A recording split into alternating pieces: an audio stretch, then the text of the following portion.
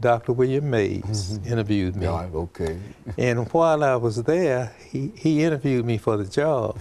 And he told me, he said, can you stick around until the afternoon? I want to talk with some people, and I want you to come back and talk with me again this afternoon.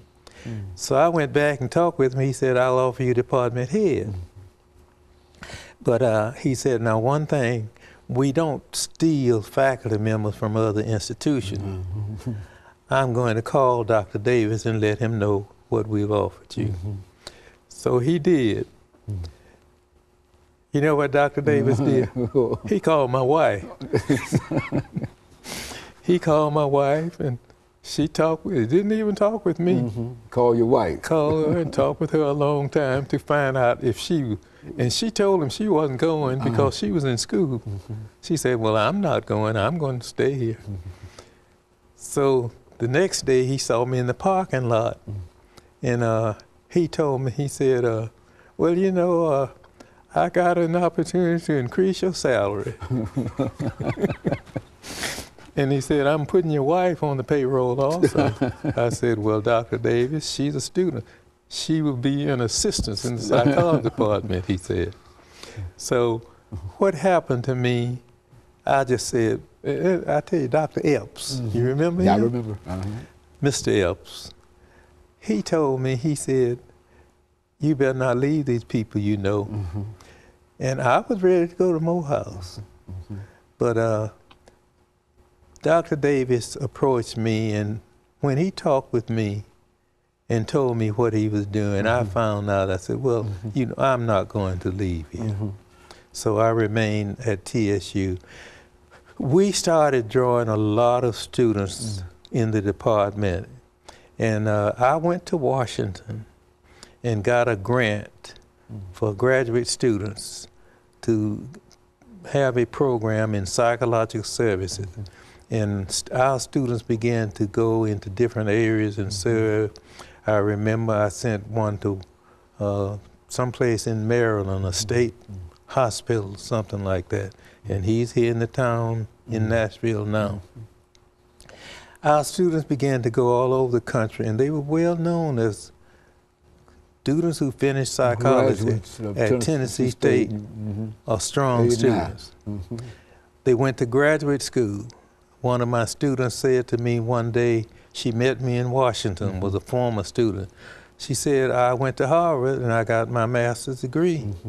And I found I was taking a course that you had taught that same subject matter. And when I went to class and I was taking a test, my professor said, where did you go to school?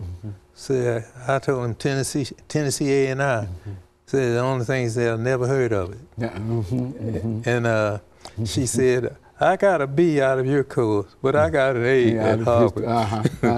But it was that kind of thing that inspired teachers to work, because students were really interested in learning. We came to work at 8 o'clock. Even if we didn't have a class until 1, we were at work. We were there for our students. 8 o'clock until 4 o'clock, it was like a job. Now, if the job was not done at 4 o'clock, what did we do? We finished the job.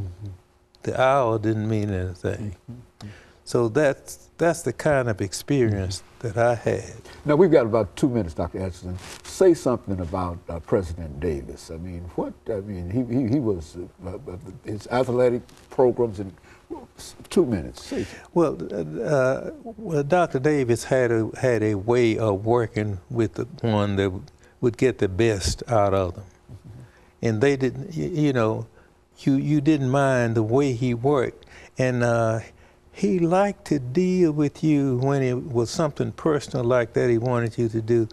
He didn't want you in his office. The office was kind of too formal. He would talk with you out in the parking lot. He liked to talk with you in his home. And I don't know how he learned so much about his faculty and students. Well, I do know. I recall I was teaching statistics to graduate students, a course that a lot of students didn't like. And he learned that there were some teachers from the state, Middle Tennessee, West Tennessee, and he was very close to them. And he would find out something about the teachers through these students. And he called me one day and expressed appreciation for the way I had been working with some of those principals. He said, now, you know, they want to get that degree. And how much they're going to need that statistics, they're not going any further. And he expressed appreciation the patience that I had in working with them. He was just, over the last 30 seconds that we have here, Dr. Atchison, he was just an extraordinary president and with a lot of vision. That's what I've heard about him, with a lot of vision and ability to get people, as you're indicating right here, to do a lot of things. Well, he always talked about the years to come. We're doing this now because of the years to come, what will happen. Okay, and Dr. Atchison, that's about all the time that we have for today. But I want to thank you for coming by and giving us this excellent information. And let me encourage our audience to tune in again next week for another informative edition of Comments. Thank you and good morning.